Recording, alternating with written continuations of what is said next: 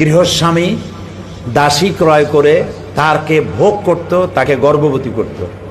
এই গর্ভের বয়স যখন 8 মাস বা 7 মাস বা 9 মাস হতো, তখন বন্ধুদেরকে দাওয়াত দিয়ে তার ড্রয়িং রুমে এনে সেখানে এই গর্ভবতী নারীকে উলঙ্গ করা হতো এবং তার পেট চিরে, জীবন্ত অবস্থায় পেট চিরে বাচ্চা বের করে রেখে দিত এক পাশে। বাচ্চা কিভাবে ছটফট করে মরছে আর মা কিভাবে ছটফট করে মরছে, এই দৃশ্য দেখে তারা পৈশাচিক অট্ট হাসিতে ফেলে পড়ত। চুরি, ডাকাতি, জেনা, ব্যভিচারে ভরপুর গোটা পৃথিবী, নো রিটার্ন পয়েন্ট।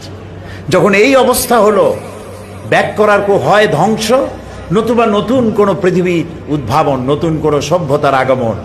ঠিক এরকম একটি সময় আল্লাহ রাব্বুল আলামিন পাঠালেন সর্বকালের, সর্বযুগের সর্বশ্রেষ্ঠ মহামানব বিশ্বনবী মুহাম্মদ রাসূলুল্লাহ।